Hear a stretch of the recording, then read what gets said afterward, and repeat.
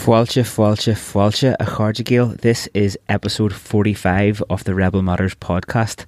I am Anla O'Carolan as usual, and today the guests on the show are Charles and Andrew Hendy, who form the hip-hop duo TPM. I've been following the lads for the last year or so, and I'm a big fan of their stuff. If you don't know them already, then this is a little taster of what the boys be getting up to. We're TPM, the only MC, saying fuck the law and fuck RTE. We're TPM, the only MC, saying fuck the law and fuck RTE. That there's a wee section from their latest video, Fuck RTE. You can check it out on YouTube, and the song is also on Spotify. And also, here is another little bit of essential TPM. I'm not looking for the land of milk and honey. I'm living in the land of harp and curry. Eat that curry, drink that curry, roll it up and smoke that curry. That's probably as good a place as any to introduce TPM from. Not great fans of RTE and world-class fans of curry sauce. This podcast episode was recorded as part of the It Takes a Village festival down in Trabolgan, and it was an absolutely cracker weekend. So fair play to Joe Kelly and Ed and everyone else who was involved in organising that festival. This podcast episode was recorded actually outside. The sun was splitting the trees, and it was a first for the Rebel Matters podcast. It was a flipping class environment. The boys were unreal. The audience was really nice, and it kind of just changed the context a little bit of the podcast, which I very much enjoyed. So I'm looking forward to letting you hear it as well. Because of the fact that we were outside, and also probably because of there being an audience there, I was talking a little bit faster than usual, which is something that I've been doing a conscious effort not to do, and to slow down a little bit so that you can still understand what I'm saying. And it seems to be a bit easier to do that whenever I'm sitting in a room by myself and being all conscious of how fast I'm speaking. So you'll probably notice that I'm speaking a little bit faster than usual on this episode. Also, there are lots of curse words in this episode, so if you're listening to the podcast with small people around, it would probably be a better idea to get the headphones on or listen to it later on. One of my favourite things about the whole podcast in general, just the Rebel Matters podcast, is sitting and listening back to the conversation that I had with the guest or guests while I'm doing the editing and putting the show together for release. And I was laughing my whole off when I was listening back to this one outside. I think the neighbours maybe thought I was a little bit nuts. I was actually going to record this intro outside and do a little bit of a walk around or sit down by the river or something and record the introductions, because I've been listening to the Alan Buxton podcast recently and really enjoying it, especially the episodes that he's done with his old schoolmate Louis Theroux. And I thought I was going to maybe take a leaf out of Alan Buxton's book and do a little walk and talk for the introduction, but it actually started raining here just as I was about to go and do it, so I'm inside still, but I might do that at some stage in the future, maybe next week, who knows. So what else did we talk about in this podcast? Oh yeah, there's plenty of Kneecap banter because of the connection that I have got with Kneecap, and also Mowgli Bop was sitting in the audience watching this. Probably if you've been listening to the podcast in recent times, you already know who Kneecap are, but if not, here's a little taster. Overnight cop shop with 2 grams in his pocket. Lost his reputation, now he's known for being a rocket. And his dreams 9mm loaded. I'm a hit, double OD. Low life scum, that's what they say about me. Cause I'm a hit, double OD. Low life scum, that's what they say about me. That's a wee clip from Kneecap's latest track called Hood, which you can find on Spotify, so go and follow those boys as well as the TPM crew when you're setting yourself up with some new music to listen to. Quick update about what's been happening recently. It is a very busy period for me personally. At the minute, we are working around the clock to open the Palestine Community Gym this year and organising the fundraising events which come with that. I spent all day recording yesterday with Nell Foley, who came up to make some videos and stuff to help us get the message out there about what we're trying to do over in Palestine. And we have got an event called Retro Sweat coming up in Ackley on the 15th of June. That's going to be kind of an old school kind of aerobics event. We'll have some Mr. Motivator and Jane Fonda projections, some retro music, retro clothes and retro exercise. So come along to that in Ackley if you're in Cork. We're also gearing up for the biggest event of the year, the second Gym Jam, which is going to be on the 20th of July. Just keep an eye out for the details of that, because we haven't released that much about it yet, because we're still working on getting the lineup nailed and putting the schedule together, but details of that are going to be coming out soon. And doing all that on top of keeping Ackley going and driving forward. If you want to support this podcast, by the way, you can go over to the Patreon account, Rebel Matters Podcast, on Patreon, patreon.com. You can support the podcast with a monthly subscription of any size, and my target for the Patreon account is to get to €200 per month, which should cover some of the costs of producing these episodes on a weekly basis. The episodes are coming out every Friday at 7 a.m. and there is a nice little crew gathering around the podcast players, or wherever you're listening to your podcast from, and getting in touch with me over the social media, which is also a great way to support the podcast. Share the episodes on your Instagram stories, send me a message, tag me in your social media posts about the podcast, and let me know that you're out there listening. Anyway, let's get stuck into number 45 of the Rebel Matters podcast. During the episode, we talked about how TPM started off, what the TPM name actually stands for, and we also discussed their experiences in RTE, folk music in Ireland, and the folk band that they have, the Mary Wallopers, fashion, building a brand, punk, how to fund independent music, and fucking loads of other stuff. Sectarianism, Dublin, Ra songs, Brits Out, all the up-and-coming hip-hop acts and artists that are in Ireland today, and who the lads are listening to. Loads of good stuff. So let's just get stuck into it. TPM a card you go.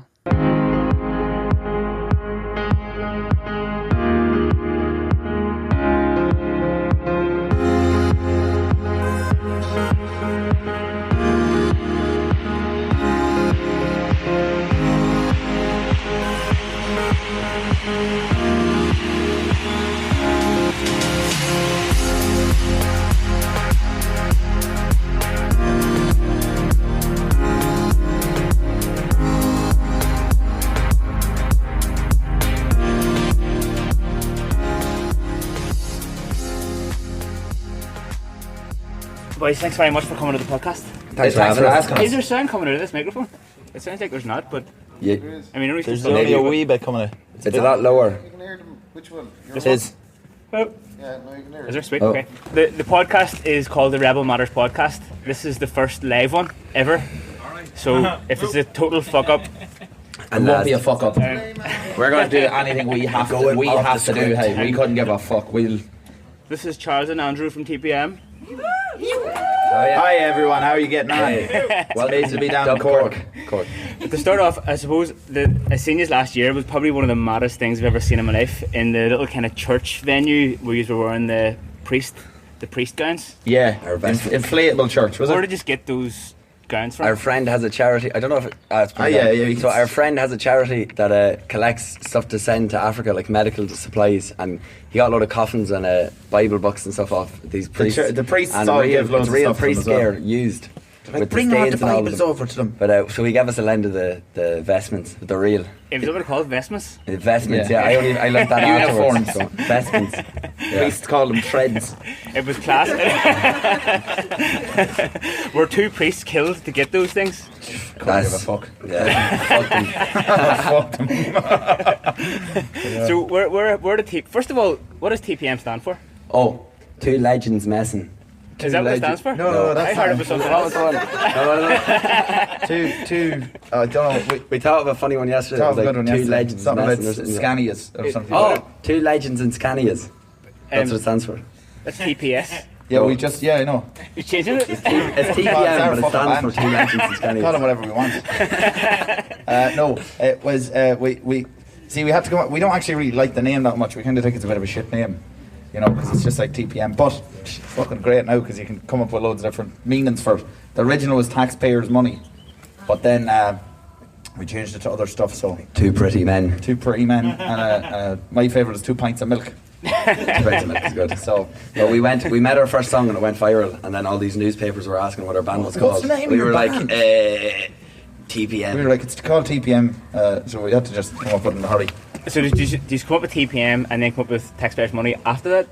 Well, no, Yeah, it kind was of the same. taxpayers. But we were like, taxpayers' money. And then we were like, fuck, that's It's a bit of a lame. fuck you, but it's a bit, you know. And did you start off by busking in Dundalk? Is that how you No, I was actually busking with my other band I had at the time. That's the only time I've ever busked. Were you singing Curry Sauce on the street? No, we only had our first song song made, like literally the night the before. night before. We wrote And it. I was busking with my band, and then he Then was in I- town. So yeah, we were like, Andrew we do was that like- song we made last night. And Yeah, we fuck, done we it. might as well for the crack. So you were busking with a different band. Yeah. You came along. Yeah. You did Curry We were Sauce. like, let's do this. Or Boys on the Boys Dole. on the Dole. Poison with Old, right? Yeah, and then some young fella recorded it on his mobile phone, and then he put it went up the viral, internet and baby. just. And now we're Across the here. net. And now we're fucking here. Here we are. Because of that young we are in fella. Cork. So fair play. Stephen, I think his name was. There was about 5 people on the fucking street. Like. What And then the Sun in A England huge got in crowd touch with us and they formed. said a huge crowd gathered on the street as they started They're such performing, lying and it's just bastards. not Like, true. they also like the boys. Tell them that. The boys busk sometimes between work to gain more money and stuff like this. We were like, no, we fucking don't. And where Actually hate did it busking. come from? Like, where did TPM? How come you came to be? There's obviously a space there for it. We always loved rapping. When we were kids, we used to jump on the trampoline together, rapping in Dublin accents and laughing loads. Trying to kind of But be insulting to each other and all that. And we liked hip hop and we liked punk as well. So with the DIY attitude of punk and the rapping, you know, we kind of were like, well, we can make ourselves rappers then. And a lot of the stuff you're doing is very specific, geographically specific than the dog in a Yeah. way, isn't it? Like, Yeah, of yeah, course. I suppose it's about talking about where you're from and not being maybe Dublin Central or And something don't like that. you change know, your and, accent and all that you sort know, of stuff. just you be know. proud of whatever small town you come from. what's the crack with Dundalk then? It's fucking great. Is it great. great? It sounds Yeah. shit. It's shite as well, though. No, but you have to embrace it all. Like it's good. Yeah, and we bad. like the shit parts. The only food you can get in Dundalk is chips. It's like you That's can not- that's not open a fucking a joke, 5-star though. Michelin restaurant in the dog, It's and not be like, shit. it has it all. It has the steak. It's not too expensive. Nice wine. I sat in with the wife there last Friday, but there was no chips. So You there know, was it's just no I have to fucking give it a miss now next time. You're kind of in between the north and the south. You're kind of stuck in there. On the border, yeah. In a It's way, nicknamed El Paso way. because it's just on the border. But you were in Dublin the other day, and what were we at? David Keenan has a song El Paso. David It does. Keenan has a It was song called El That's Paso in the about newspapers Dundalk. because there was always people hiding there and stuff during the It's trouble. like smuggling and all. Yeah, we Yeah. do. Yeah. Seems like a good scene in Dundalk. Yeah, he's Yeah. a good fella. But yeah, Dundalk is fucking great. It's great. I hope he's. The dog yeah. is deadly though. It's good. There's a lot of people There's referencing. a lot of people There's on a the lot of run in stuff. Dundalk as well. Like, Yeah, absolutely. Yeah. But There's Dundalk a is nice good wildness spot. to Dundalk, you know. People are always Yeah. getting chases over the border in their cars and stuff like that. I was for actually fun. seeing it on your Instagram a week ago or so. Which one of us posted about getting called a sectarian for singing rebel songs somewhere? Oh, I Like did. that, Yeah. I was at a gig in Whelan's, a Fat White Family gig, 2 years ago. 2 or 3 years ago. We were singing And, our songs. We were singing rebel songs, and then some people, some like hip Dubliners were like, "Man, you're being fucking sectarian, so you better stop fucking singing those songs." And then I was- Fat White Family started I was throwing like cans singing at them at the security guards, and then the band that they were all there kind of trying to like impress and vibe with were like, "They're not fucking sectarians," and started throwing cans at them, and they were like, "Leave them alone." And then give me access all areas pass to their gig in Glasgow in the O2, so I went to it as well. We were also at their gig there last week. Yeah, it was great. very good. If you find that the further south in Ireland you go, that the less of a grasp people have of maybe the possible influence that those kind of rebel songs would have had on you when you were kids. You do and you don't. Once you get past, it's Dublin, Wicklow, and then it kind of starts getting back. I think it's called the Pale. It's just the Pale, I think. That's what they call it. But over in the West, even people don't like. You know, they all like rebels. Like we don't play shite ones, you know. We don't. But around the border, certainly there's a higher concentration. Like in Leitrim, we play in Ballinamore a bit. We play ballads in the other group, and we play in Ballinamore and that. And they're pure PIRA. Do you have a favourite rebel song? Favorite rebel song? I like "The Sea Around Us," which is We like the funny ones, you know, the ones that are a bit of crack. We There's wouldn't no really point just being we blind wouldn't really be singing patriotic the sort of fucking- ones that are like, and the lads were great. And, Yeah, you know, and they it's had like, the guns. You know, it's not really that much crack, is it? like there's one called "The Sea Around Us." So I started singing, and the chorus goes, oh the sea is the grog Almacree, long may it stay between England and me. It's a sure guarantee that somehow we'll be free. Oh, thank God we're surrounded by water. That's a good tune. Yeah. 7:15 in here. We're going to be fucking doing those songs. Sectarians. Yeah, that's it. Fuck you. 2 sectarians. Fuck you. Yeah, so that's it. I don't know. What's your favourite Rebel song? Rebel song, Jesus. Maybe the Owl Alarm Clock. The Owl Alarm That's kind of funny as well, you know. Great. Let him go into London, and it's kind of innocent, you know. It's like he doesn't really know anything. It's like, wow. He gets arrested for having an alarm clock. It's actually a bomb. It's for a bomb. That's the whole joke, because it's taken. A taken lunchbox. Yeah, taken lunchbox. So. And it's old, you know. It's, Yeah. Well, that's actually what happened to Brendan Behan, and that's how he got arrested. Yeah, he was only 14. He was there for about 5 minutes, and he got arrested with a bomb. Yeah. Straight into jail. Where did curry sauce come from? It's a fucking. The fucking. Some people say China, but we'd say Dundalk. Some people say India as well. We used to work in a curry factory. Like. Are we talking in code here now, or is it actual curry? No, we used to work in a curry factory. Like making fucking curry. Mr. Curry. And Mr. Curry. It's ran by a man called Paul. He's a nice fella. Yeah. We were getting the bus down to work in the curry factory for like one night a week. And then one night Charles was working on a night shift and I wasn't, and he was the only one there. And he spilt like 150 litres of oil. And of hot oil all over the floor. Pub, and he called me, he was like, hey, you need to come down here, it's a situation. And So I we went down, we had to stay up till fucking 5 in the morning trying to mop up oil with cardboard. And then we might eat that curry the next day. And quit the fucking job. Quit the job.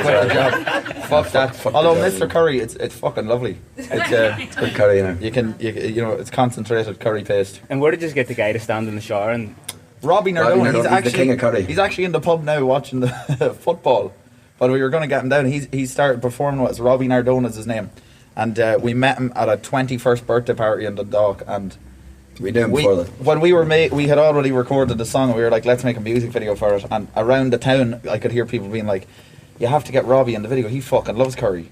And so I met him, and Robbie was like, I heard you're doing a video about curry sauce. He was like, I want to be in it. And I was like, what do you want to do? He's like, I'll do whatever the fuck you want. Like that. So we were like, can we pour curry sauce on you? And he was like, yeah, no problem. And it's still to this way the most professional person I've ever fucking dealt with, because we made 17 litres of curry in the house. And we were living in like a tiny house in the middle of town. And he just came in. We had like fluorescent lights lighting up the whole bathroom and stuff like that. It was like porn, film, like we were shooting. Kind of a moldy bathroom. It's like porn. Yeah, that was the whole idea. It's like a sexual fetish. It's just about how people in Dundalk love curry so much that it's like nearly like a sex thing. So the music video is like all these fetish videos that we found on the internet of like, there's one of a lad wearing high heels sucking up women's knickers with a hoover, popping the air out of the popping air out of Air Maxes. That's another one, and it's fucking people standing on stuff. That's another one. And then we were just trying to find the scummiest ones, so we'd have like women smoking fags really close up and all that, and then there's one of this woman in Thailand, and she drinks about 20 bottles of beer, and it's like, apparently it's a sex it's really thing. bloated. She just gets fucking Some people like that. fucking pissed. Some people like women that can drink. And that's us. How much of your videos and your music is kind of geared at making people as uncomfortable as fuck? We're not against it, but we're not against it. We don't really set out to do anything with songs. We kind of make a song and then whatever. The worst reaction you could get is someone going, yeah, that's nice, isn't it? One time we were playing in Leitrim, and we were doing TPM, and we were playing ballads later somewhere else, so Sean was there, and he was in the crowd, and there was this like couple in their 60s watching us, and the husband stormed out in the middle of it, and before he left he was like, what was it, fucking 2 lads on stage talking about their Mickeys, how could you jive to that? I think that's a great quote. It's actually like it's probably the best thing that can be said about us. So. We're fucking delighted. Yeah, so that's what we do. Do many people kind of describe you as a novelty act? Sometimes. Less recently. Because we released Fuck RT, and then people were like, oh yeah, that's like really you know what, we're not that serious people, so we're not going to start like rapping like, oh we'll gut you like a fish, do you know what I mean? So you wouldn't do that. It's just being honest. It's just being honest. So there, you know, some of the songs are funny, but most of the songs are kind of funny. They're humorous because we're that's just the way we go on. But they do pack a punch at the same time. Like these aren't fucking around. Like. We're not fucking writing songs about nothing. I don't like making a song and then having no point. You know. Yeah, and For me, like having a so, point. like I think the song that we do that probably makes the least point is the he didn't sell me weed, he sold me skunk. Yeah, we don't really like that Don't song. really like that it's kinda song, shite. but all right. you know, it grew on us there the last 2 days. But like, You but can it kinda does, write a song about but it's anything, still and if even you at do it that. It kind of has confidently a thing. It enough, was just you about like when we were younger, like because weed is illegal. First bag of weed I ever bought, I went down to an estate, bought it off Davy Quinn, good man Davy, and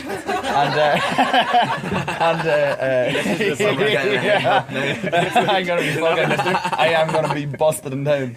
But I went down to his house and I was like, can I buy a bag of weed off you? And he was like, yeah, do you want to buy Valium instead? And I was like, no, he offered me Xanax. And I was like, no, I'm grand, just a weed, please. And he was like, same buzz, try it. Like that, I was like, I don't want Xanax, will you give me weed? And he's like, suit yourself, like that, went back to his. And that's the whole point of that song, is that, like, you know, when you're a teenager and you're buying weed, you generally, unless your parents are fucking hippies, you know, you have to go to the fucking dodgiest cunts in town. I've never had to buy a bag of weed in an alleyway since I turned about 17. Yeah, You know? as soon as you get past the age of being probably stabbed for being a loudmouth teenager. Do you know the worst as well is if you go and buy a bag of weed when you're 15 or 16, and then you get to their house and they go, come in and smoke a joint while I measure it out, and you're like, oh fuck this, you know. You're sitting in then, yeah. Someone in the corner like screaming on the phone, I'll get him when he's out of prison, you know. We were on the bus back from Dublin last night. It was 10 minutes before, and we got the bus back from the air coach from Dublin to Cork at midnight. And there was just a guy at the back of the bus whipped out this massive bag of weed. He's like, "Do you want to buy weed?" We're like, "No, we're good." And he goes, "Well, do you want some Valium?" Same buzz. But he took 8 Valiums. Same buzz. Okay, on the bus. 8 Valiums every 2 seconds. Like, he was showing us how much he was eating. He was like, "Drink it with the Coke. It's good for the sugar." There's anything to learn from today. Buses are fucking. That's the fucking places. Those things. He actually had a good technique for smoking weed on the bus. He said that if you go into the toilet and turn the tap on and blow the smoke down the sink, that the fire alarm doesn't go off. I wonder if that worked in an airplane. It's worth fucking testing out, isn't it? So then he's copied Kneecap with fuck Oh, off. yeah, you've been fucking told, haven't you? What happened there? You're that bastard. So in '95, we made a song called Fuck RT. 95 And No, we had, I think, right, so when we released Fuck RT, we didn't realise that Kneecap were doing it as well. I saw it on an Instagram story, I was like, alright. And so then the first time we met yous, well, the second time we met yous, because the first time we met yous was a different story altogether. And then the time at Electric Picnic we came over, and I remember specifically handing you the Fuck RT sticker to be like, here, have a sticker, and you were like, oh, alright, is that alright, you know? But do you know what, when we released the song then, you know, we had the song for, we were performing it for ages because we're lazy cunts, and we don't release enough, I don't think. But we were getting playing it better. live for 2 years with a track, an instrumental of one of Action Bronson's Because tracks. we never didn't even bother making we a didn't track. even bother making a track for it. And we were like rapping over this pre-made Action Bronson track. And then the chorus is the issue, because when we released it then, we know we were getting comments saying, they aren't the only MCs saying fuck the law and fuck RT. Kneecap also said it's because we say we're the only MCs saying fuck the law and fuck We RT. actually appreciate all MCs. Any MCs that say fuck RT are fine in our books. We were last year in an Electric Picnic in the artists' campsite. There was about 4 or 5 of us gathered around your tent because there's one of those fuck RT stickers on it. We were like, fuck. I mean, we were about to set your tent on fire, actually. I think you came down then afterwards. Yeah, of course, good. Good. Yeah, you didn't set the tent on fire, that's good. We wouldn't do that, because we're not like you guys. You guys are, You're a higher class, aren't you guys are from Belfast, you're always throwing things at each other and just causing trouble. Why don't you just like RT?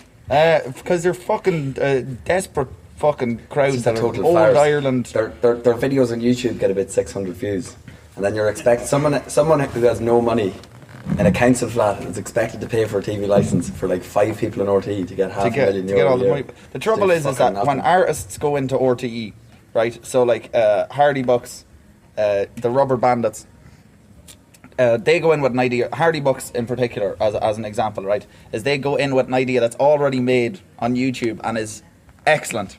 So then they go into RT, and RT are like, we're going to give you money, we're going to get you the show, and it's going to be on RT. How do you like that, guys? And they're like, oh, fucking great. My art now is going to reach a new platform, and more people are going to see it, and more people are going to like it.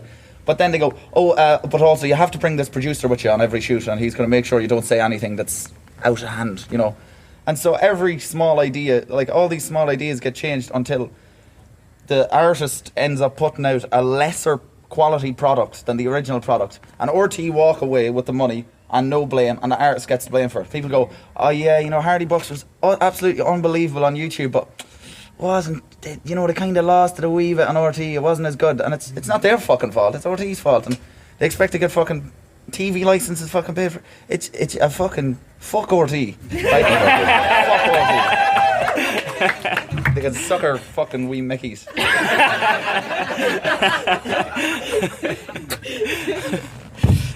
So RTE, did they ban curry sauce? Was that as kind No, of part they of the asked journey us there? to come and do a song on a programme, and we sent them our lyrics and took out all the curse words and all that they asked. And we shortened it to 2 minutes. That was another thing. Yeah, we had were to like, shorten the track and all. We were grand. We sent it to them. They're like, guys, it's great, fab. See you soon. So we got there that day and we done a sound check. And then this producer came down and was like, guys, love the stuff, it's crazy. You're just going to have to change a couple of words, you know. But we were after already sending them the words. And we're like, we can't do that. He's like, well, there's going to be a gap in the show if you don't do it. And we were like, oh, well, we can't change the lyrics. And he was saying you can't leave. And we were like, good luck. what the fuck do you mean? And then we were like, we could do a He biscuit eating competition. He didn't want us to say smoke that curry. So the chorus is eat that curry, drink that curry, roll it up and smoke that curry. And he was like, guys, we know it's about heroin. And we were like, what the fuck are you doing? Tinfoil tray. He's First like, give me a tinfoil tray, and if you have a Sunday roast, you can throw it away. yeah, that's one of the lines. So one of the lines in the song goes, yeah, first, if you want to know the way to my heart, I'll give you a clue where you can start. First get me a tinfoil tray, and if you have a Sunday roast, just fuck it away, right? Which is literally about eating curry sauce, right? And if you didn't fucking notice. And your man was like, a bit about tinfoil, you know, smack, gear, heroin, you know, brown, you know. And we were like, what the fuck are you talking about? And we were like, no, in Dundalk we still eat out of tinfoil trays. We don't have all our food in fucking slates like in Dublin. And you know, and he did this other fucking thing where we were standing there being like, we're not going to change the lyrics now. We already fucking changed them. We didn't really. Originally, when they asked us to fucking do it, we were like, no, we don't want to do it. And then I said it to Andrew, and Andrew was like, are you fucking joking me? He was like, let's fucking absolutely do it. We were going to do a thing called the Richie Kavanagh Brothers, where we went on and just done a Richie Kavanagh song. Just dressed up like Richie Kavanagh and did like Richie. But again, we're too lazy to get a lot of stuff done, so we ended up doing the Cuddy song. Yes, I fucking know. I know. soon. Yeah, I believe. Yeah, there may be a Richie Kavanagh tribute in the Junior works. brother might be involved. Wet Junior brother, possibly. So that's not a joke. And yeah, so he goes. Well, there's going to be a gap in the program, you know, if you don't do it. And we were like, oh, well, like we can't do it. We were like, that's a shame. And he was like, let me go upstairs and talk to the people upstairs and see what I can do. And he left the room, and me and Andrew started laughing because we knew he was just going up to his office to look at his fucking Some phone. of the people who were working there playing sweat us. who And we were just saying- laughing. told us he was the head producer. He was like, he's the head his producer, he's decision, not like. going to talk to anyone. And we were like, thanks for telling us. And then he came down, he said, guys, fortunately there's nothing we can do. And we were like, unfortunately there's nothing we can do. And we said, give us our fucking canteen vouchers. And so we got our canteen vouchers and left and went and got fucking pissed. And it was a much better night because of it. So fuck RT. But we actually had the song written before that happened.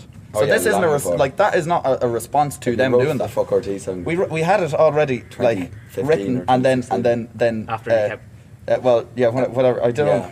Who the fuck are Kneecap? What's What are they? Oh, must be some Belfast guys. Is that a Language singer? like that? Kneecap. Their band. a band? Man, cool. They're awful. There's one of them there looking up at us the whole fucking time, winking. Handsome young lad. Handsome young chap. He's gorgeous looking, really. You know, He's misogynist cute crystal. almost. Got the Cute shine. almost. Yeah, no. What was I going to say there? About Fuck RT. Yeah, fuck RT. Just fuck them. Oh yeah, so the song wasn't a response to that. We kind of we knew just it knew they already. were cunts Yeah. anyway. You know, and it's not As even the everyone people does. that work there. It's just the people that are like, you know, you have to, if you want to work in the entertainment industry in Ireland, of course you have to deal with RT, or you work in media. Of course you have to deal with them. But It's like the people that aren't allowing change. You know what I mean? It's a fucking joke. You know, I sound like I'm fucking talking to Joe Duffy. You know, it's a fucking joke. It's terrible. You know. So how are you going about building your fan base then? Because it has to be done kind of outside of the mainstream in many Yeah. ways, doesn't it? Like, Yeah, like absolutely. everything we've done so far has just been from our posts. It's Like, all we organic. haven't, yeah, it's organic, I suppose. You know, it's Definitely. just a lot more videos. We since 2015 we've probably said yes to 90% of the gigs that we've been offered, and we're starting to kind of slow down because we play loads and loads of gigs. We play like easily 3 gigs a week, and anywhere all over Ireland, and like Ballinamore in McGirl's pub in Leitrim, and it's a fucking unbelievable spot, but it's unexpected to be like down in Leitrim, and we've been playing gigs with Jinx and all. So like our fan base has grown just by literally going everywhere and playing gigs, and it's all organic. You know, we don't have any representation of any kind, and we probably won't. And it's all slow, organic, always growing. So it's good. And the fans that we have are all fans. Do you know what I mean? They're aware of the stuff we're doing, and they like it, and so they engage with us and all that. So it's great. and you're going to Glastonbury this year as well. Yeah, we're going to Glastonbury this year. Class. Yeah, Be it'll great. be good. All right. Yeah. We were there 2 years ago, and it was wild. It was crazy. fucking wild. It's a crazy party. Yeah, it's good. The English are very obedient. Yeah. He's going to bring the priest garment over there. We haven't thought about it until you said it. Jeez. Not bad shit. Fucking absolutely will, actually. You Yeah. can do it if you want. Great. Well, it's a good weapon to use. You know, Absolutely. So where are we at with hip hop in Ireland at the minute then? Great. in a fucking very good Fucking place. A very fucking good place. Like we built a venue in the back of our house that we're renting. Is this a true story? Yes, absolutely true. There was a barn, Living in a a farmhouse. 400-year-old fortification at the back of it, and it was full with mattresses and cars and all that. And so we cleared it all out and built a stage in it. And we put on DIY gigs that are once a month, and they're €20 out, and you get it's BYOB, and then we have acts. We had Junior Brother playing, and Miles Manley and Jinx Lennon and all this, and we pay artists as well. That's like the whole reason why we charge out to it, and we can probably pay the same price as Whelan's pay for the midnight hour, if not more, for an act out in our shed in outside Dundalk. And where was it? We had a hip hop night on. Yeah, we had a hip hop night on with the lads from Limerick, Hazy, Citrus Fresh, and Strange by Nature, and they're some of the best fucking. Citrus just released a kind of an EP mixtape sort of thing there the other day, and it's absolutely fucking unreal. All their own accents, all their own style, their own references. None of this like, oh yeah, we in the club. You know, it's like you're nice to see people embracing the fact you're they're from actually fucking from RD. Ireland, you know. Do you know what I mean? So there's what are you fucking talking about? The only club in RD is Luna. because people are being happy with being themselves. And Yeah, being it's Irish, like even Kneecap as well. Like, Yeah, great. yeah. Like, what's Like- brought us to this stage? Have the Rubber Bandits been a big I influence? think they did do a Yeah, lot. absolutely because, did do a lot. They I suppose they kind of broke the barrier where it's like it doesn't just have to be comedy if it's Irish rappers, because we're not just a joke. Yeah. You know what I mean? It's kind of like an Irish skill to be like, oh, if we're rapping, it's like, oh, that's a bit ridiculous, you know? Yeah. So they started, like I suppose with doing surreal comedy, they kind of... Well, Work the barrier Limerick and certainly make got a great bad points, you fucking know. name. Do you know what I mean? And people still. We were putting on a Limerick appreciation night, the last gig in the house. We were like celebrating all our artists in Limerick, because there's fucking serious stuff. And we were like, let's do it in Dundalk. And still people were like, oh, Limerick night. Geez, you want to watch out in Limerick? You know, fuck, the people yeah, stabbing each other, and it's a bit like fuck ye. You know, it's fucking comes kind of back to RT a wee bit as well in the Dublin media. But it seems like Irish people are a bit more proud of themselves, and we certainly are, and we're getting more proud of ourselves. And Irish people aren't so quick as artists to be like, oh, don't you Even know, Irish you have music to is getting sound more a bit popular more. at Yeah, the minute, you know. There's kind of a folk revival because people aren't so embarrassed by it, you know. Yeah. Remember they used to play Irish music, sometimes it'd be a bit like, oof. You know, that's That's not very okay. cool. Well, if you compare that to like the mainstream sort of pop music, and there is still a mainstream of pop music in Ireland where Yeah. everyone's trying to fit into a formula Yeah. to make Yeah. it to the radio. Yeah, of course, yeah. But you know, there's a huge amount of Irish bands and stuff that I listen to all the time now, and I would have been pretty like pissy about the Irish music scene or whatever. Yeah, well, and now like the yeah. last few years, it's great. There's a Who great you listen alternative to? music scene. We're listening to Kneecap, amazing guys. Guys are great. Great. Got an amazing repertoire look of great. songs. I can do without the party stuff, the IRA stuff. It does get a bit scary when I'm listening to it. But Hazy Haze from Limerick, Citrus Fresh, Post-Punk and Podge. Post-Punk Junior Podge, Brother, Lankum. Junior Brother, Lankum, Jinx Lennon is the Deadlians. fucking best. The Deadlians from Dublin, who have a song called I Don't Wanna Ride Your Old One anymore. and it's fucking it's unbelievable. Deadly. Well worth looking at. Yeah, It's Sean on Bandcamp. Fitzgerald wrote it. Like on Spotify, the only subscription I actually pay for is my Spotify subscription because I think the Discover Weekly and all that the algorithms do work to show you new music and it's great. And more recently, I realised that one of my daily mixes was all Irish music, and I was like, this is fucking. And it's stuff you wouldn't be listening to because you're like, well, we'll give each other a dig out and all that. That's kind of. But there's no point in doing what's that. the point in really. doing Like, that? if you don't like the stuff. If you don't like it, that you don't fucking like it. But it's great. There was something I was meaning to ask you about, and I think that Blind Boy actually talked about it before as well. That he was kind of, his approach is to kind of do the hot takes. That the Come Out Your Black and Tans was an earlier version of Fuck the Police. Absolutely. And then Absolutely. we had recent controversies about people writing Brits out and stuff like that. Yeah. And then They weren't fucking writing it. there were They were fucking also screaming at the instances top of their lungs. in the media.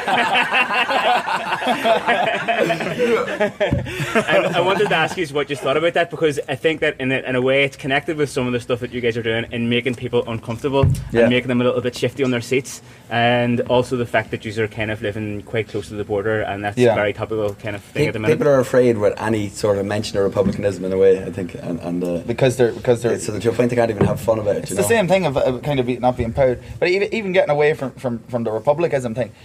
Saying up the ra is kind of nearly punctuation at In this the fucking dog, stage. you're like, do you want to come You know what I mean? Yeah, up the ra. It doesn't mean like it's saying up the fucking ra doesn't mean I support the Provisional Irish Republican Army. You know, they're two different It does sentences. actually mean that. It doesn't. It means yeah. It's such a common saying in the dog.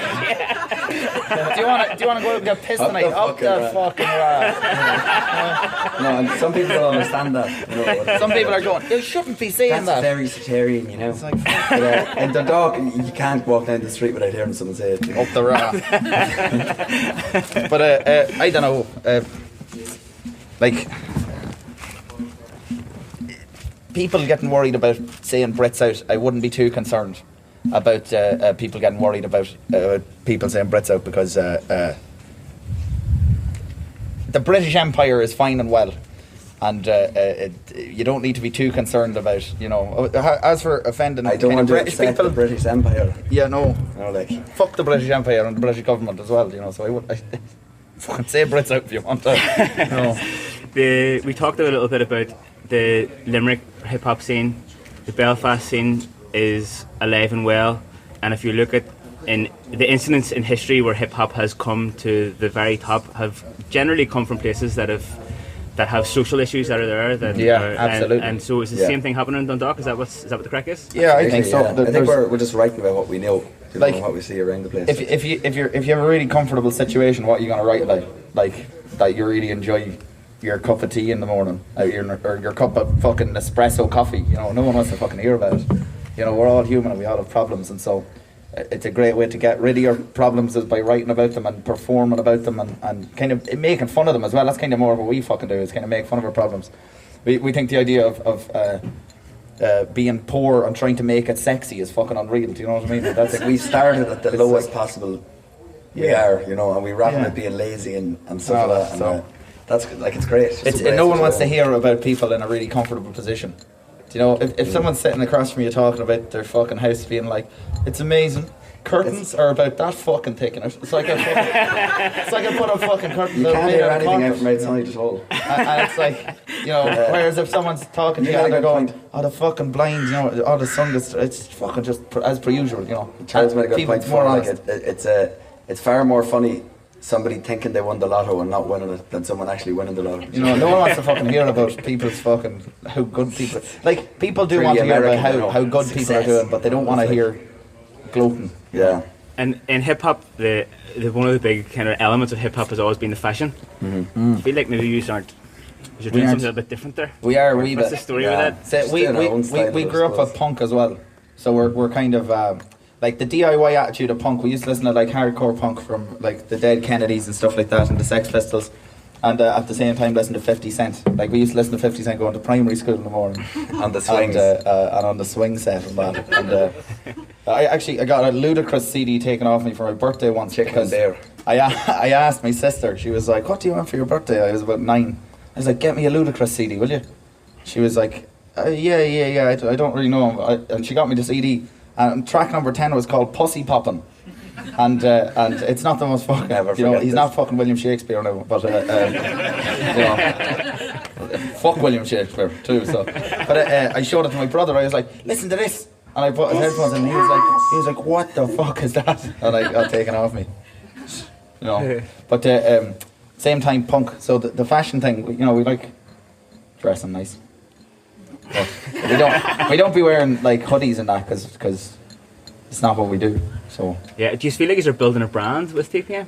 Is that part of the thing you have to do if you're creating an entity and you're creating a following? Is building a brand a big part of it? I think in a way, yeah. I don't think if we do it by accident, we still do it. You know what I mean? So we're like always learning. It's just developing into its own thing. We're kind of letting it develop. We do like all our own design ourselves, and we do all our own like posters ourselves, and all our own T-shirts ourselves. Like we buy blank T-shirts, and then our friend Grania prints our designs onto them in a screen printing place for us, and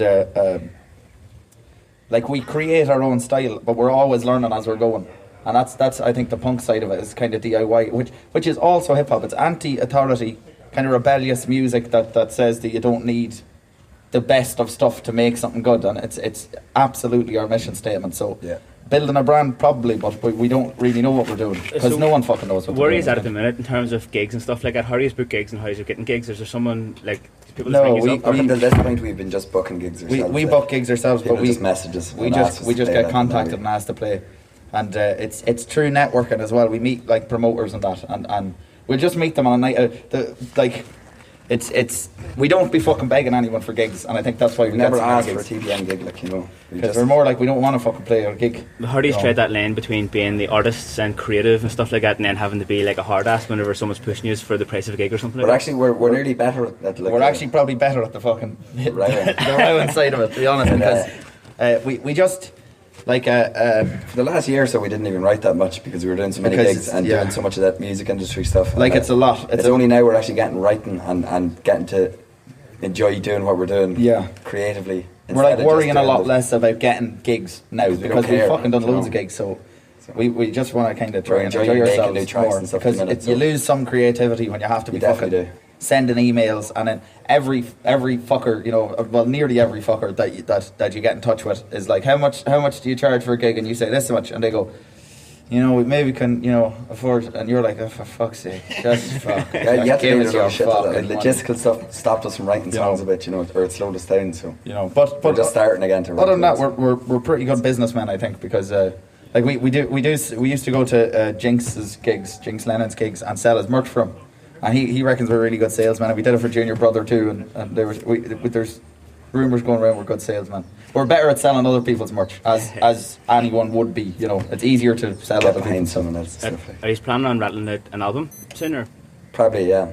We weren't. We will eventually. We will, but we're not too concerned. We just recorded a folk album there. We want to put out a new music video soon, so we'll try and put out a music video for a song we have. This is another thing I didn't know. Bad Priest. Bad Priest, yeah. What's the gist? So there was this priest in the West. You were going around riding like mad, and housewives, adults, just kind of better. But he was riding around him like mad, and he got moved to a different parish, and we found out from some local information. So and we think it's fucking. We think it's really good funny. on him.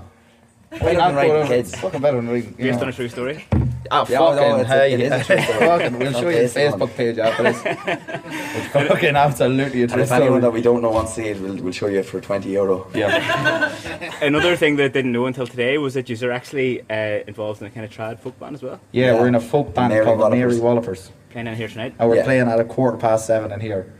Similar vibe again. It's like attitude, folk and punk. People always go, "Oh, you're in a folk band. That's odd." And it's like, well, when you think about it, we're in a kind of we're in a hip hop group, and it's about rebelling, and it's anti-authority and all that, and it's about partying as well. And then look at Irish folk music, and look at folk music in general, and It's the fucking same stuff. There's a song we do called "The Wife of the Bell Tenant Farmer" that's about the evictions and the formation of the National Land League of Ireland. And in 2018 and 19, there's people being evicted in exactly the same way. So they're still all relevant songs, and some of them are humorous, and some of them are about drinking pints, and we like doing that.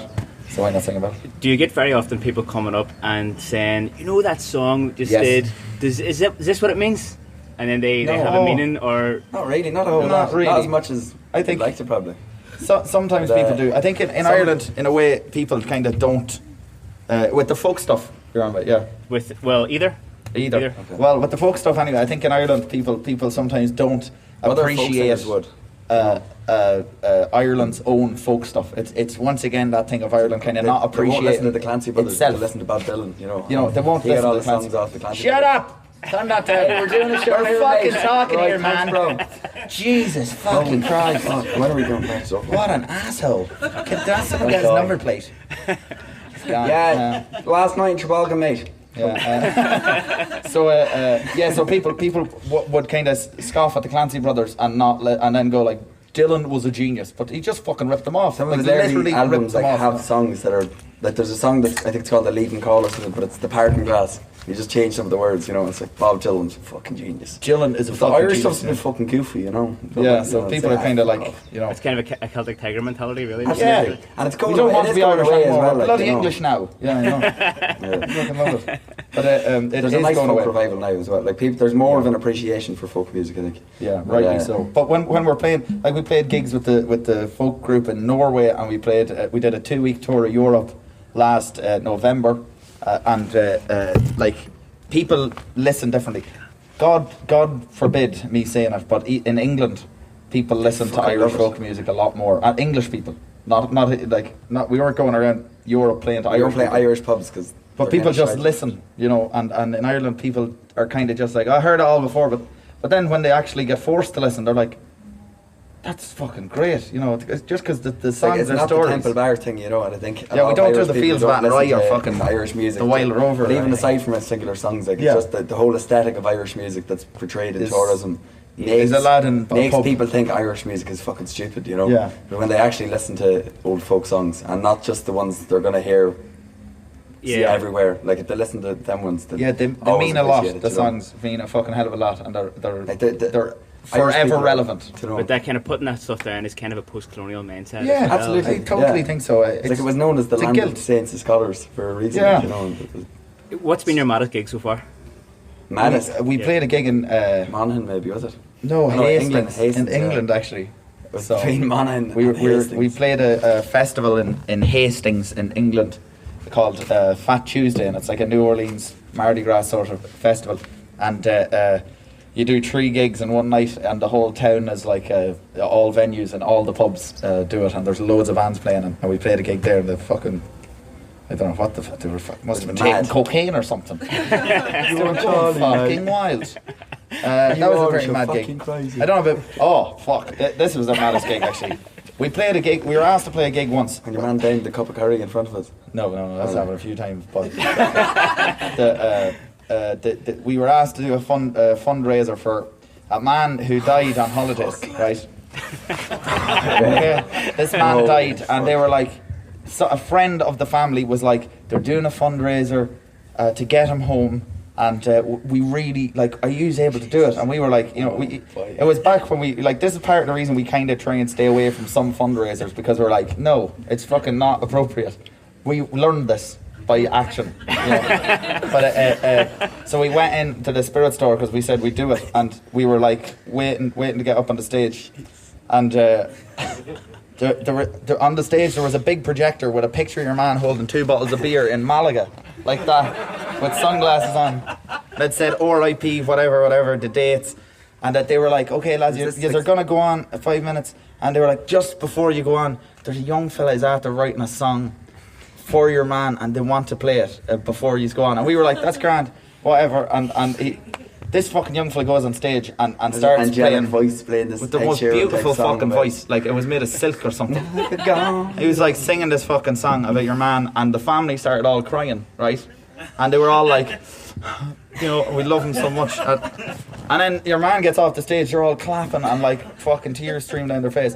And then they're like, and now Eat TPM. that curry. And we come out going, yeah, we love riding guards. Let's get All sexy. these fucking hard men looking at us. There's people just clenching their fists, vibrating with the temper. Don't ask us to You know, come. fucking, yeah, exactly. It's like, oh fuck, thanks, you know. It just doesn't work out for anyone, you know. It's not their fault. It's very awkward. Like, it was a fucking emotional night, and we cut our set short and we just fucking left. We were like, yeah, fuck this. So that's the maddest gig ever done. And hopefully that never fucking happens again. No. So if one of your family members die, we're not doing the fucking gig, right? You don't do We'll come to the funeral. We'll come to the funeral. Has there ever been a stage where you thought you were going to get a gig shut down? Oh few yeah, times, a few yeah. times. It's just hard to. Especially DJing at festivals. Especially before, DJing. Yeah, you people. know, getting a good few rides. Security people, a lot of the time, take their jobs too seriously, and go above and beyond the Call of Duty. Fucking well beyond the Call of Duty, most of the time, and they kind of take it as like a kind of it must be the fucking jackets, you know. They put on the jacket and they start going, yeah, don't do that, you know, and they go, I kind of like this. I like the feeling of that, and they go, don't do that, and then they go, fucking yeah. Wait, give me a go. No. You can't do that. Yeah, no, and it's, they just go beyond it. So we've had different gigs kind of shut down, or people fucking round with us and all that sort of stuff. And we played at the Vodafone Comedy Festival a few years ago, and we threw out packets of curry to everyone in the crowd, and they started opening them and fucking them all over the place. And we got fined for our gig. We got fined €70 so they could clean the drapes. Vodafone can't afford to clean fucking curtains, which is beyond me. I thought they were fucking better off than that. So if you have any fucking spare change, we're doing a collection at the end of the night for Vodafone. Do you have any super fans that go to all the gigs? And Sometimes, like, there's some people who come to a lot of them. One night we were playing in Cavan somewhere, and somebody drove the whole way from Longford to the gig. A couple drove from Longford to come and see us because they were like, we don't know when we got another chance to see us. So that's class, fucking, you know. I think we have good fans. You know. Yeah, we really like our fans. Because we haven't done much PR or anything like that. We've just done everything ourselves. People who like our page like us. Yeah, they they probably literally know us. Do you know what I mean? Like probably the crack of them. You know. Like, we like being close to people that are fans of TPM. You know, it's fucking hilarious. It's sounding when you're saying it. You're like being close to the fans. You know? But it is true. We don't have any middle person. I think if you like what we're saying as well, we're probably going to get on with you. Yeah. Because you're probably of the same opinion. You know, you probably have the same situation as us and the same opinions as us. So if you like what we're saying, we'll get on with you. But I was going to say something there about. Can't fucking remember. It doesn't matter. what's the crack with the rest of the year anyway? Where he's playing and what he's doing? We're doing a load of festivals. We're doing Knockin' Stockin' and Body and Soul and Over the Glass. And Arcadian Field as well. Am I alright? We're running the I'm just stage so at emotional. Don't be worried. That's we're playing at Arcadian Field in North Loud, and we're running a stage at that as well. But it's a very good festival. It's only in its third year, and I'd recommend anyone to go. And I think we're going to do a tour towards the end of the year. Yeah. We're also releasing an album of the folk stuff. The Mary Wallopers. We recorded an album in our house. A fella called Mihal Keating from Bleeding Heart Pigeons set up a recording studio and recorded it in the house, and it's all live and it's real raw, and it's kind of punk. There's an energy to it that's kind of, you know, punk, but it's we're still like singing like angels in it, and you know, we don't be shouting. It's gorgeous. But we're going to release that, and that'll be coming out this year. Other than that, more music videos. We really want to release Bad Priest, but it's hard. The fella who makes our videos lives in Limerick. Graham, he's very good. He's fucking. But so it's hard sometimes. On that thing about creating videos and producing stuff, like how do you fund it? Is it Okay, crowdfunded or? this is actually what I was going to say earlier about fans.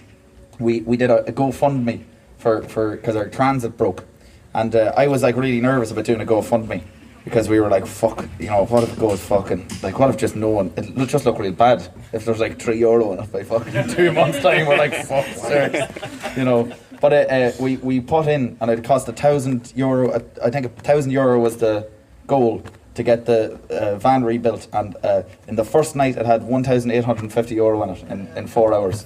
And then the next day it got to 2,650. And we spent every penny in the van, and the fucking van is broken still. So we have to fucking sell it. You should have got a new van. It's in an auction now. We should have went out and got fucking pissed with the money, because it would have been better. It would have been more. Yeah, we said to drinking champagne and Henny the whole night. It would have been fucking class. Anyway, but the funding is unreal. Like I was that was fucking amazing to see that, because we were really like, fucking, this is fucking cheeky. We thought it was cheeky, but also it's kind of like you take out the middlemen, and you're directly dealing with the people that like your stuff, and you're like. So what we did was we were selling t-shirts, kind of. We were going, if you give us €25 to our GoFundMe, we'll send you a t-shirt, and then €2, if you give us €2, we'll give you stickers or a £5 or something. And then we did for €200, we'll go to your house and we'll do a gig. And we did 2 of them, and one was in a student's house in Maynooth, where they got a keg of beer and they hooked it up and built a wee bar in their fucking front room, and invited all their friends around. We did a gig there, and so that's like, when you think about it, it's like €200 is going to us to do our van. €200 between all them is fucking nothing, and then we get to go down and fucking hang around with them and meet all of them and have the crack and do a gig, and it works. And then there's not someone in the middle going, I need 10% of that because I know kind of a few people around the country. Yeah, that's kind of an endorsement of the punk and anti-establishment ethos that you have anyway. And it's even if it's less money for a gig, it's kind of a better gig to do, even just for to encourage other people to do stuff like that. Have you got a crowdfunder open at the minute? No, we're threatening to open a Patreon, but we don't know what to do. Okay, I think we'll have a couple of minutes left anyway. I don't know if anybody have any questions for the lads. We can maybe rattle them out. Anything. Hello. Have you been listening to like all the Irish drill? Because a lot of it seems to be coming out of Dundalk. Irish drill, no. Yeah, like, you know, like UK drill. It's like Yeah. It's like very aggressive. And a lot of it's really aggressive. Yeah. And like a lot of them have English accents, but you hear them kind of slipping into Dundalk accents. Yeah, we don't know any of them, but we But they all have like fucking hundreds of thousands of views. Like it's mad. we know Invader Slim from Dublin. And that sort. Would he fall into that category somewhat? He would he? I'm trying to think. He's kind of trapped. But some of them are really popular, and it's kind of like they're just completely unrecognised by Ireland. Like, I'd love to see them play a gig. Like, yeah. If you could get on, like, this Jarfuck TV is the name of the channel. Okay. They have stuff up going every couple of days. All right. I'd love to see some live gigs from. All right. Yeah. All right. Always up for it. Okay. We'll talk to you after this. Give us the name. We're going to be taking 10% because we know people are out of the country. Yeah, no, good stuff though. Is there anyone you would like to collaborate with in Ireland at the minute? We might do something with Post Punk Podge. We genuinely were thinking about doing a Richie Kavanagh tribute thing with Junior Brother, because he's also a Richie Kavanagh fan, and we were thinking of doing like a medley of Richie Kavanagh hits of him and that. We were on Jinx's new album doing kind of vocal stuff on it, so we're kind of it featured in that. Crackboy Mental asked us to do a collab with him, so we'll probably do that at some point. But we see the thing is we're really bad at getting stuff done. We're getting better now. It's hard enough to collaborate with our own minds, with each other, other people. But yeah, there's loads of fucking great stuff happening around the country. So like, it's in a way us putting on the gigs in our house is a collaboration, because we're getting people out, they enjoy it, and people get to not go to a venue that closes at fucking 10:30, so that you can be home in bed, not causing trouble before something. It puts bands from around the country in touch with each other, and it's a networking thing. Good. There's bands that are meeting each other that are doing things, and it's just a really organic and nice way for people to connect with each other. That are all we kind of curate them, and we also say if someone will just get in touch with us and go, can we do a gig in your house? We're like, yes, absolutely. So come along, and we pay. You know, and that's a fucking big thing, is we can fucking pay people. So I don't know where all the money is going for other situations. It's probably one of the best things about smaller festivals like this. It's kind of like a melting pot of all the up and coming people. Yeah, absolutely. Yeah. It's great. So, has anybody got any other questions you'd like to ask the lads before we finish up? Do you ever get kind of people who, like, you know, we've become very PC as a country, that like people just snap back at what you're saying? Not really a whole lot. Not entirely. We haven't really broke the rules of, I think, the PC etiquette in a sense. Well, in a way we have. But people get really offended about priest that. uniforms were borderline. Well, I don't think young people care. Do you know? I think our thing Ireland is becoming a bit more a kind of, you know, if people are kind of fans of ours and are coming to the gigs, I don't think they're too concerned about us not being PC. And I think we're actually kind of PC in a way. We can dress up like priests and be like, oh, this priest is great because he's not riding kids, but like you can't actually deny it. We kind of have a moral high ground over the church. You know, if you're, we did about 800 babies in a septic tank. Yeah, so we're actually really totally and utterly against child abuse. You know, that's one thing about us. So fuck it's a big no-no. So do you know? It's like kind of. I think we're fucking right about what we're saying. So anyone that's like you shouldn't be saying that, we're like fuck off. so it doesn't really phase. I wouldn't say it if I couldn't argue why I said it. You know, so. And so fuck RTE. Everyone can fucking get on board with that. I like curry sauce. I was in the gym a few days ago and there was this old fella there and he was like, what's with the curry sauce, or what's the fuck RTE t-shirt? And I just like said a sentence to him and he went, oh, fair enough. On that note, I would like to say thanks very much to Thank TPM. Yup, Muller. Thank you very much. Thank you. Fuck the law. Fuck RTE. Yeah, there you go. Thank you very much. Thank you. Thanks. Yeah, lads, what did you think about that? I'm still buzzing listening back to it. It was absolutely class to do a podcast live in front of an audience, and thanks very much to everybody who came and attended the live podcast at the It Takes a Village Festival. Thanks very much again to everyone who organised the festival in the first place, and most of all, got a ced Míle Maigah to Andrew and Charles who came and stole the show really and made that podcast episode what it is. Go and follow them on Spotify, YouTube, social media, Instagram, Facebook, all that stuff, and support them. Go and see them whenever you get the opportunity to, and also just keep up with what they're doing. I don't even know what else to say. Thanks a million, lads. I hope you are enjoying the podcasts. Get in touch with me, let me know what you thought about that one. Go and support the podcast on Patreon if you want to, and if you don't want to, then fucking doesn't matter. Keep on listening, and I'll see you next week. Biggie Jaslyn Akela, Slang of Foil, Kenny Fury, fuck the law, fuck RTE.